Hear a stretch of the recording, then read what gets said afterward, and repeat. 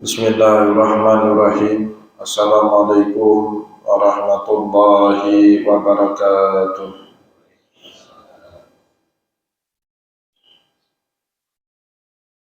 Innal hamdalillah salatan wa salaman ala Rasulillah sallallahu alaihi wasallam wa ala alihi wa ashabihi wa man tabi'ahu bi ihsanin ila yaumiddin summa amma ba'du. Puji dan syukur senantiasa dan tidak pernah bosan-bosannya kita panjatkan kehadiran Sang Maha Pencipta Allah Subhanahu wa Ta'ala, yang mana dengan limpahan karunia-Nya, rahmatnya, hidayahnya, serta anugerahnya kepada kita semua, kita kembali masih diberi kesempatan, kesehatan, dan usia panjang oleh Allah untuk sama-sama dan senantiasa menjalankan perintahnya dan menjauhi semua larangannya. Salawat diringi salam juga tidak pernah lupa pula kita haturkan kepada junjungan alam Nabi besar Muhammad sallallahu alaihi wasallam, di mana beliau telah bersabda dalam sebuah hadisnya, "Man arada dunya fa'alaihi bil ilmi wa man arada al-akhirata fa'alaihi bil ilmi wa man aradahuma fa'alaihi bil ilmi." Barang siapa yang mau bahagia di dunia, caranya dengan ilmu, dan bagi barang siapa yang mau bahagia di akhirat juga caranya dengan ilmu, dan bagi barang siapa saja yang mau bahagia di dunia dan akhirat juga caranya dengan ilmu pengetahuan. Bapak Ibu kaum muslimin dan muslimat jamaah salat subuh yang diberkati dan dimuliakan oleh Allah, mari pada kesempatan subuh yang baik dan penuh keberkahan ini, sambil kembali kita niat iktikaf di rumah Allah, mari sama-sama kita kembali melanjutkan pengajian Hadarah Wassaqafah Al-Islamiyah, peradaban dan kebudayaan Islam, dengan kitab Imam Al-Muqaddimah karya Imam Ibnu Khaldun rahimahullahu ta'ala anhu.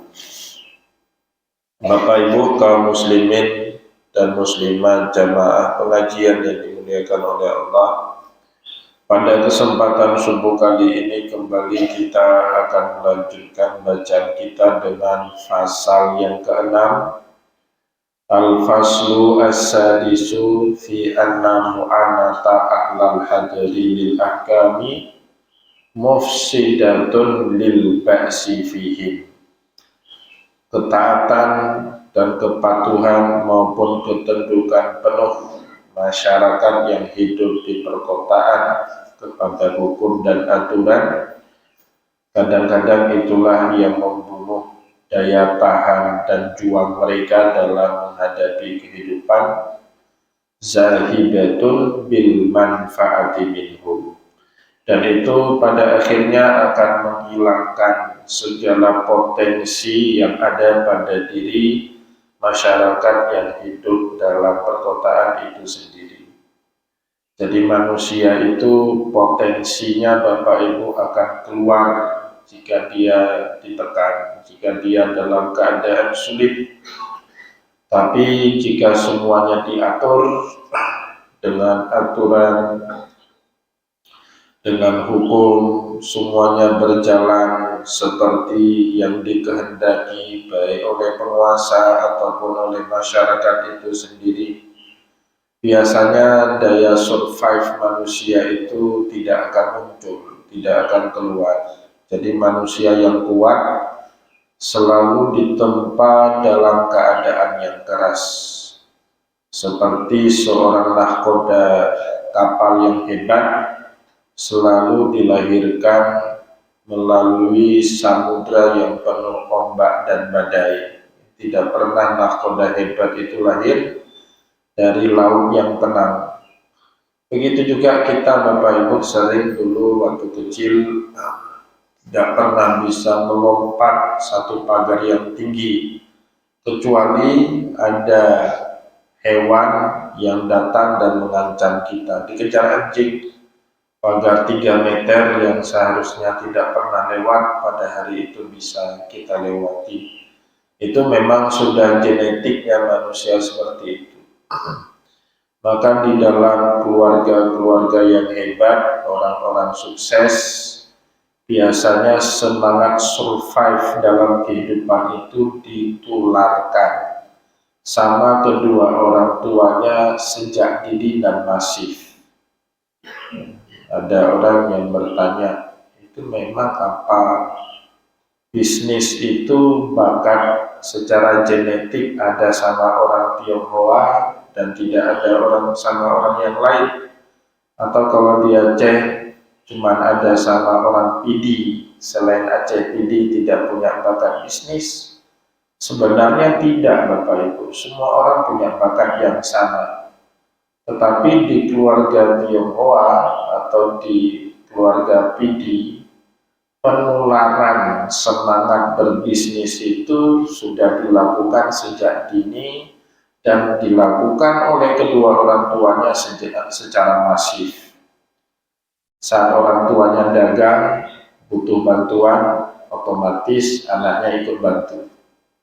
Saat orang tuanya ke belakang, ada kebutuhan, maka anaknya yang menjadi orang terdepan dalam melayani customer. Jadi penularan itu dilakukan sejak dini.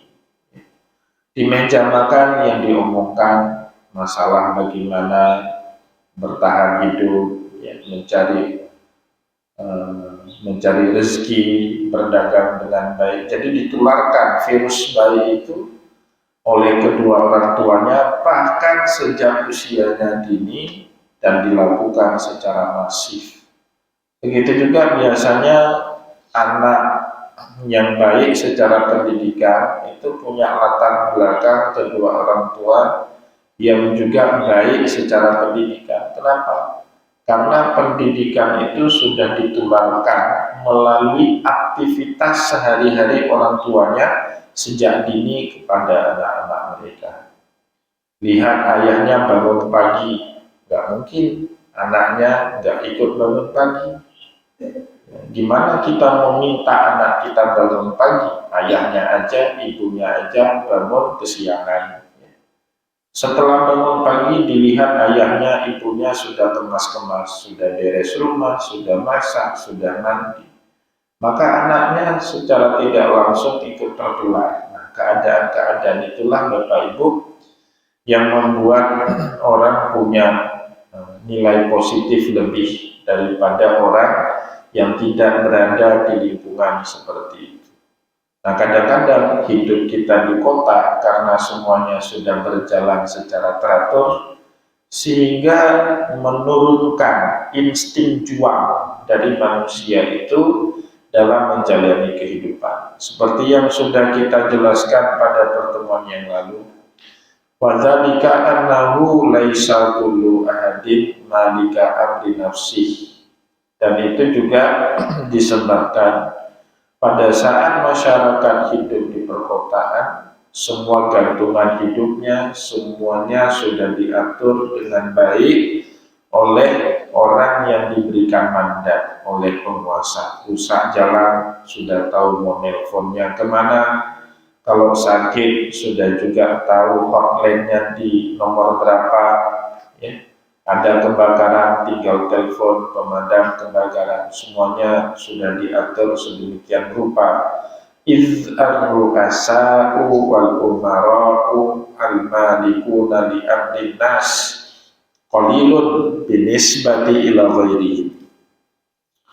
Para pemimpin, para penguasa, al-malikuna li amrin nas, yang diberikan wewenang untuk mengurus kebutuhan masyarakat banyak, tentu jumlah mereka sedikit dibandingkan masyarakat.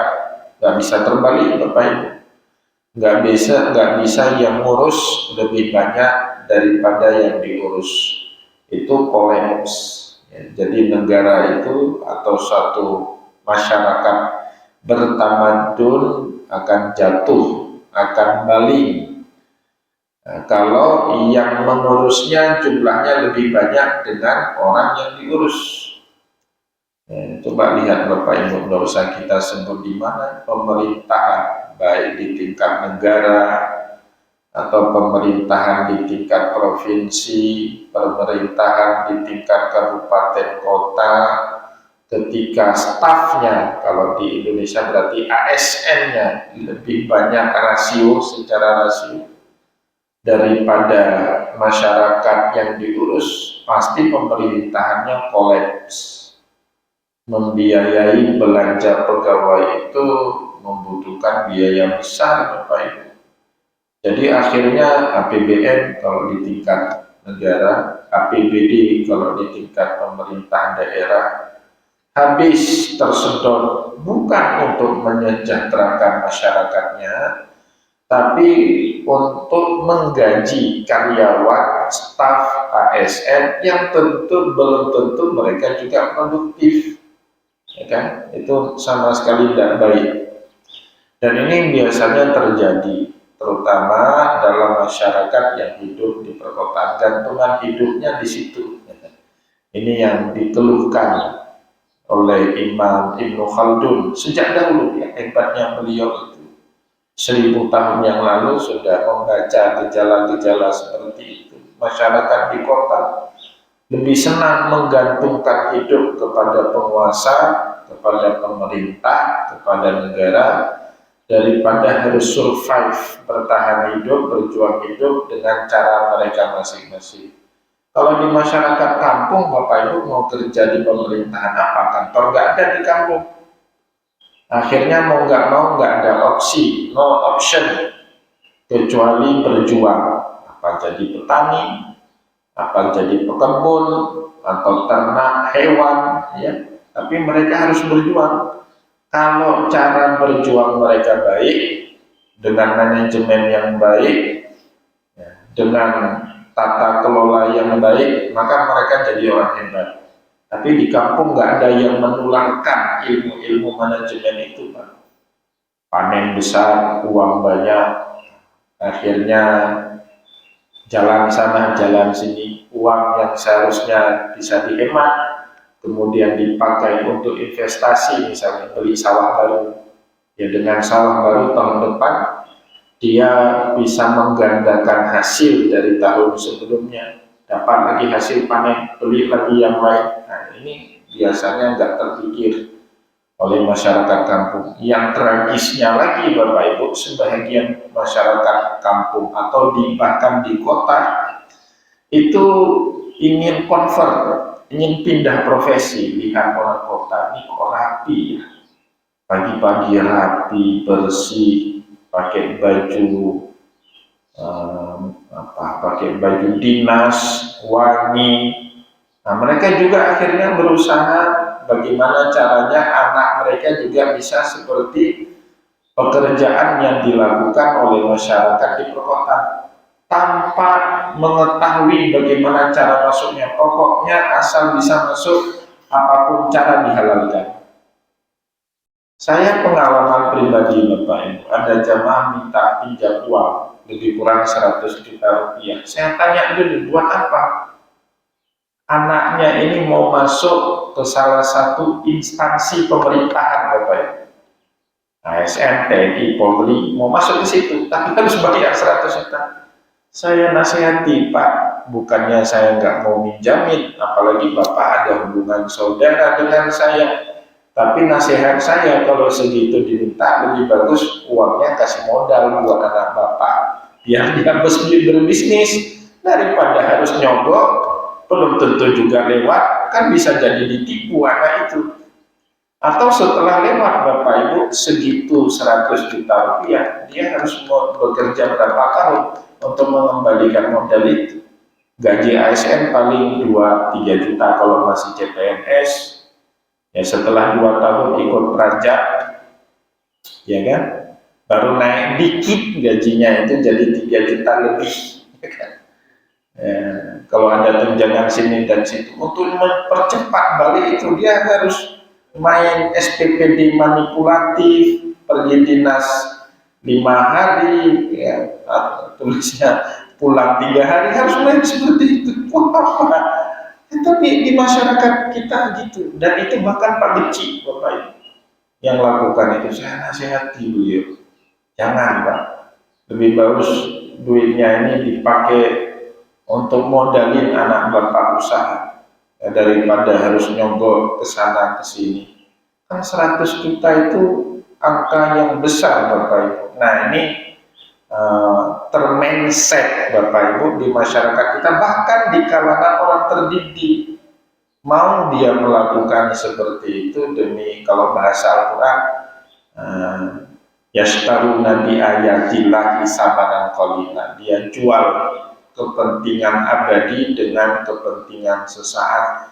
Itu mau dia lakukan seperti itu, ya. Bahkan yang lebih tragis, kalau di kampung itu rela kadang-kadang sebagian orang tua jual ini jual itu, jual sawah, jual kebun, atau bahkan ada yang gadai rumah demi bisa nyogok anaknya masuk ke instansi pemerintahan yang belum tentu akan membawa banyak manfaat kepada anak dan keluarga itu di kemudian hari. Nah, Bapak Ibu yang dimuliakan oleh Allah, tentu ini sangat tidak benar, ya, secara agama, secara sosial, atau bahkan secara logika sederhana kita. Dan ini sejak dahulu dikritik, ya, oleh Imam Ibnu Khaldun menjadi kelemahan. Dan bagi masyarakat yang hidup di perkotaan, ini kelemahannya. Azru asa wal umara al-malikuna li amrinas, para penguasa, pemimpin, orang yang mengatur jalannya kehidupan publik atau disebut government, pemerintah, qalilun, jumlah mereka itu sedikit binisbati ila ghairihim, kalau dibandingkan dengan orang yang mereka pimpin, ya, jumlahnya pasti harus lebih banyak masyarakat daripada orang yang bekerja mengurus masyarakat. Faminal ghalib ayyakuna insanu fi malakati ghairihi wala budda, dan sudah menjadi hukum kebiasaan, ya.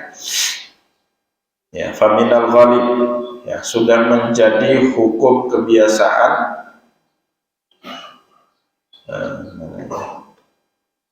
Faminal ghalib, maka pada umumnya atau menjadi hukum kebiasaan bagi manusia, ayyakunal insanu fi malakati ghairihi, manusia yang lain itu selalu berada di bawah otoritas manusia yang lain, ya. Satu manusia selalu berada di bawah wewenang dan pengaturan dari manusia yang lain, walaupun dan itu tak terelakkan. Kita ini Bapak Ibu jadi masyarakat dari kampung tempat kita tinggal, di mana kampung itu dipimpin oleh satu kepala kampung yang di Aceh disebut Geci, ya kan? Nah, jadi manusia pada umumnya sudah menjadi hukum kebiasaan ayyakunal insanu fi malakati ghairihi, dia selalu berada di bawah pengaturan dan kekuasaan orang yang lain, walaupun dan itu tak terelakkan. Fa'in kanat al malakatu. Nah, di sini yang pentingnya itu sudah menjadi hukum kebiasaan. Tapi pilihannya kemudian, apakah kita di bawah penguasa yang benar atau di bawah penguasa yang zalim? Nah, itu yang masalah. Fa'in kanat al malakatu rafiqatun adilatun la yu'ani minha hukmun wala man'un wasaddun kana nasu min tahti yadiha mudillina bima fi anfusihim min syaja'atin aw jubnin. Jika manusia itu beruntung berada di bawah penguasa rafiqah yang penuh kasih sayang kepada masyarakatnya. Saya kadang-kadang Bapak Ibu mengagumi orang kafir lebih daripada orang beriman. Saya baca itu autobiografinya Lee Kuan Yew, Perdana Menteri pertama Singapura dan bapak pendiri Singapura. Saat itu kan Singapura diusir sama persemakmuran Malaysia. Bukan Singapura yang minta pisah, Bapak Ibu, diusir. Karena Lee Kuan Yew itu mengeluarkan satu ide yang cukup berbahaya bagi eksistensi Bumi Putra di Semenanjung Malaya. Jadi Bumi Putra itu seperti kita namanya pribumi ya. Kata Lee Kuan Yew, masyarakat Melayu itu bukan masyarakat kelas pertama. Semua masyarakat itu sama, harus sama diperlakukan. Nggak boleh di Malaysia kan Bumi Putra itu punya hak lebih dibandingkan warga keturunan Cina dan India. Nah, itu. Tapi Lee Kuan Yew menggagas, nggak ada itu, nggak ada lebih. Bumi Putra itu nggak ada lebih dibandingkan Cina dan India. Bahasa Melayu nggak lebih hebat daripada bahasa Cina dan India. Itu yang menyebabkan Bapak Ibu banyak terjadi keributan, chaos di mana-mana. Apalagi Singapura di zaman itu miskin, ya harus disubsidi oleh persemakmuran, dan itu menyebabkan beban negara. Akhirnya singkat cerita ditendang Singapura dari perserikatan keluar jadi negara merdeka.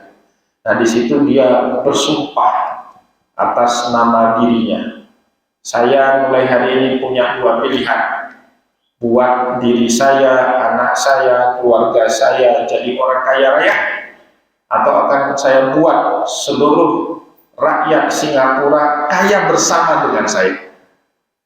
Ternyata dia memilih pilihan yang kedua, tidak memilih pilihan yang pertama. Masyarakat Singapura kaya raya bersama dengan pemimpinnya.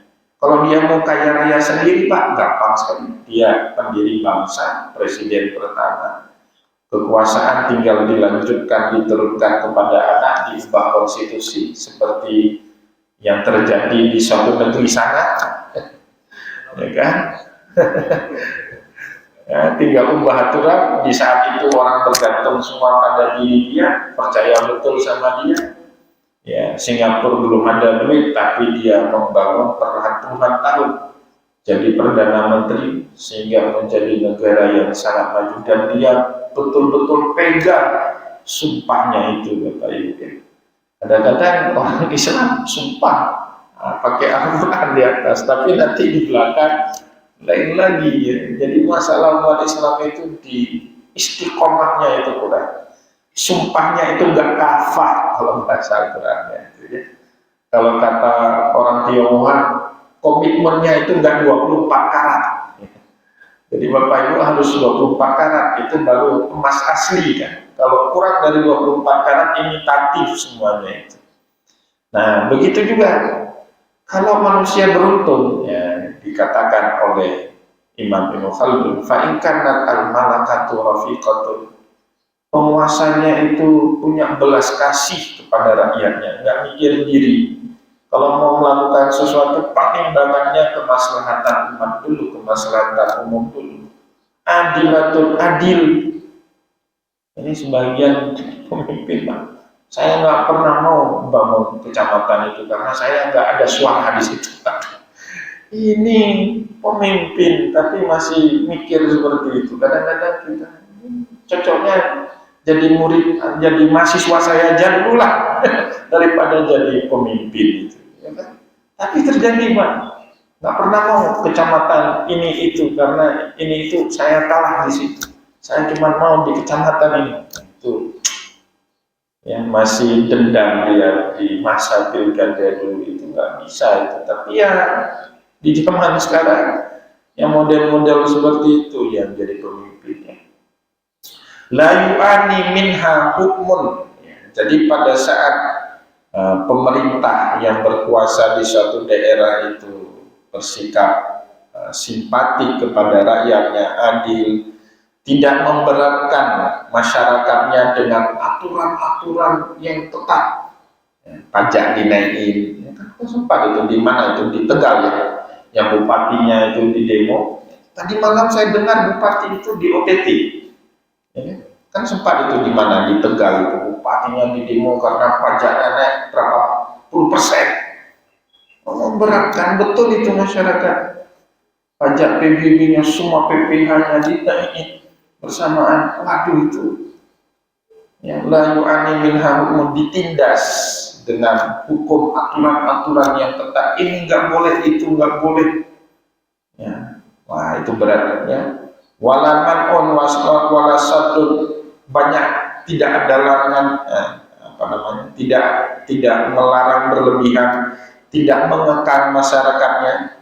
Jadi karena nasu min tahti yadiha mudillina bima fi anfusihim min syaja'atin aw jubnin. Pada saat itu masyarakatnya dibentuk, karakternya bisa terbentuk dua sekaligus. Bisa menjadi masyarakat pemberani, ya, kalau pemimpinnya itu adil, sayang sama rakyatnya, tidak mengekang rakyatnya dengan aturan-aturan yang ketat, pajak nggak dinaikin, tidak menindas rakyatnya, masyarakatnya adil makmur. Tetapi Bapak Ibu, kata Imam Ibnu Khaldun, kana nasu min tahti yadiha mudillina bima fi anfusihim min syaja'atin aw jubnin. Masyarakat yang akan dilahirkan melalui peradaban seperti itu akan terjadi dua. Masyarakatnya syaja'ah, jadi berani. Masyarakat yang diberi kebebasan seperti itu kan, kalau sekarang kita nyebutnya negara demokrasi, Bapak Ibu. Masyarakat yang berhak ngomong apapun. Nah, demokrasi itu riuh, masyarakat yang berani kritik pemerintah. Kalau di Amerika itu Bapak Ibu, presidennya bisa dibuat apa-apa aja, ya kan? Dijadiin badut, dilempari tomat, nggak ada itu yang masuk penjara di Amerika itu. Masyarakatnya jadi berani. Kenapa? Nggak ada aturan yang mengekang, nggak ada orang yang dipidanakan, ya kan? Tidak ada yang dikriminalisasi. Kalau di kita ada yang seperti itu, ada yang dipenjarakan atau ada yang dilaporkan ke polisi dan sebagainya. Kalau di Amerika enggak. Nah, maka masyarakatnya itu jadi berani. Kalau pemerintahnya baik, aturannya tidak mengekang, tidak menindas, kemungkinan besarnya produk masyarakat dari peradaban seperti ini boleh jadi dia sangat berani. Dan itu sebenarnya baik, itulah gagasan demokrasi Bapak Ibu. Tapi tujuan demokrasi itu mendemokratisasi ide ketika ruang kebebasan itu dibuka oleh negara. Negara kan memberikan masyarakatnya bebas berpendapat, beride, berkumpul. Sebenarnya yang diharapkan oleh negara itu baik, akan muncul ide-ide yang baik. Bapak Ibu kalau di ruangan kelas, ini saya buat simulasi untuk kita mudah memahami. Di ruang kelas, guru atau dosennya killer, dikit salah murid ditempeleng, dipukul, dihina, kau memang bodoh. Tiba-tiba gurunya nanya, siapa di antara kalian yang bisa jawab pertanyaan ini? Ada nggak murid yang mau jawab? Enggak Pak, karena nanti takut dibodoh-bodohin sama dosennya itu. Untuk salah itu gampang aja loh, pakai tembok.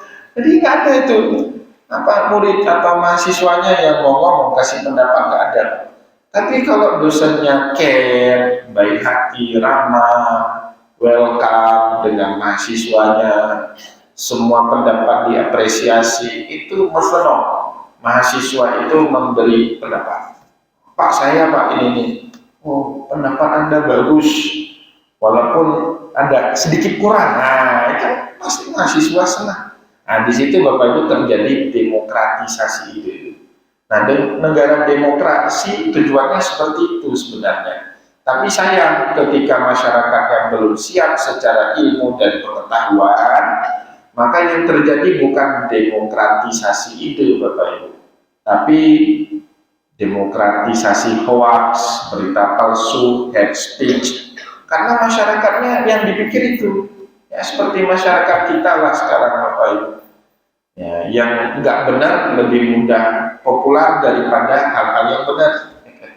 Itu namanya budaya populis. Itu efek samping dari negara yang belum siap penuh untuk berdemokrasi. Negara kita nggak siap penuh. Kenapa? Pendidikan kita rendah, ekonomi kita masih jauh, Ya, masyarakat belum mandiri secara ekonomi. Di masa pilkada itu kesempatan cari duit, bukan kesempatan untuk memilih pemimpin yang paling baik. Ya, kalau dulu ada lagu maju tak gentar membela yang benar, kalau sekarang maju tak gentar membela yang bayar, nggak akan gentar kalau dia mau bayar banyak.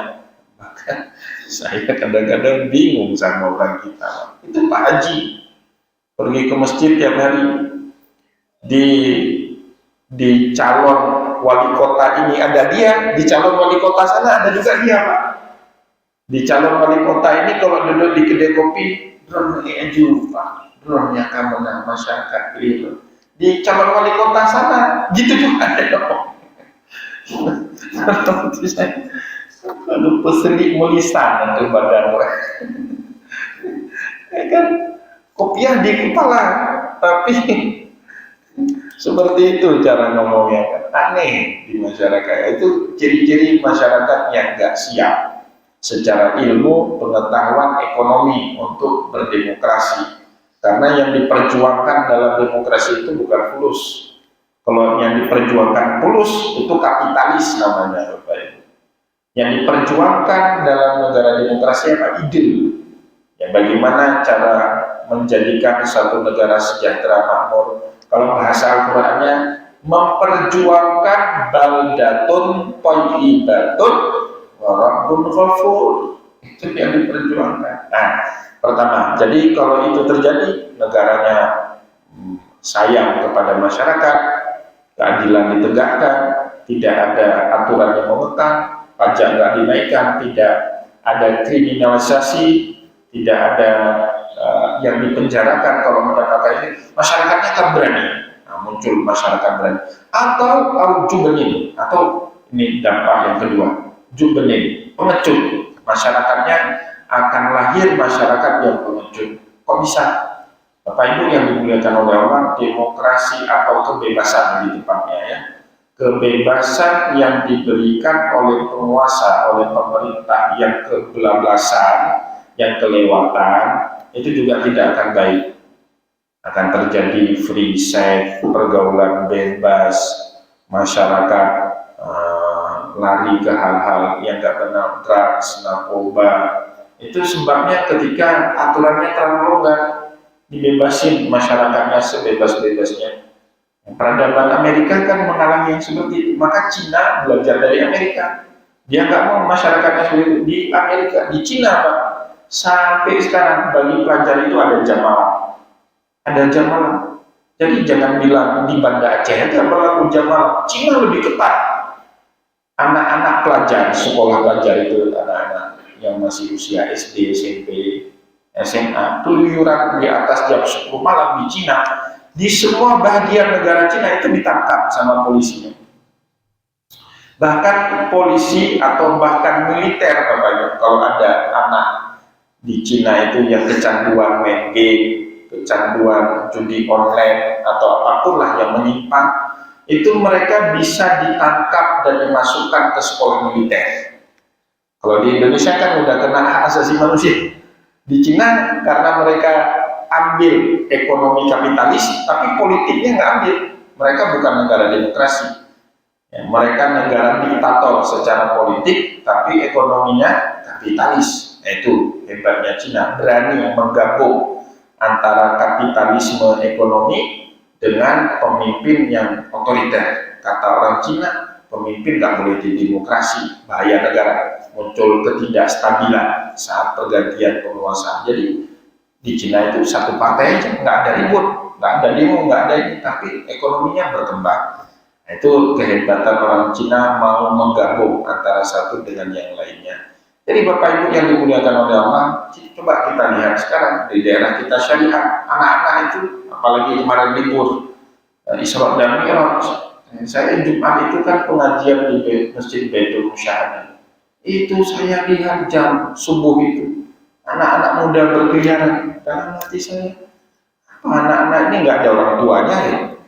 Biasanya kan kalau perantau itu mahasiswa, banyak perantau dari Banda Aceh, mahasiswa itu sudah dewasa. Ini anak-anak usia belasan tahun, umur 13, 15, 16 tahun itu usia SMP gitu. berkeliaran malam hari. Ya kadang-kadang duduk sampai subuh di meja kopi. Itu nggak ada masa depan anak-anak seperti itu.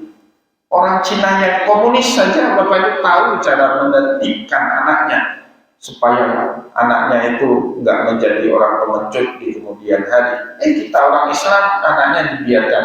Maka menurut saya orang tua seperti ini lebih komunis daripada Cina. Ya, ayahnya itu, bapaknya itu lebih komunis dari Cina. Ya, Cina mau ditertibkan anaknya, anak-anak kita itu dibiarin keluyuran malam, itu tidak benar. Saya ingat betul waktu masih kecil itu kalau nggak pulang maghrib itu rotan udah siap kena cambuk Pak di belakangnya. Dan masih digituin sampai kelas 3 aliyah masih digituin. Kalau maghrib nggak pulang itu udah kena cambuk. Memang harus seperti itu. Dia harus ada, kadang-kadang kita harus mengeraskannya, kadang-kadang kita harus melenturkan. Kalau kita terlalu keras Bapak Ibu, maka masyarakat akan tertindas. Tapi kalau terlalu lentur, takutnya masyarakat akan kebablasan dalam kebebasannya. Semoga apa yang telah kita sampaikan pada kesempatan subuh ini bermanfaat. Insya Allah pada pertemuan yang akan datang akan kita lanjutkan kembali bacaan kita ini. Saya mohon maaf jika ada yang tidak berkenan. Wallahu muwaffiq ila aqwamit thariq wa nasrun minallah fatun karim. Wassalamualaikum warahmatullahi wabarakatuh.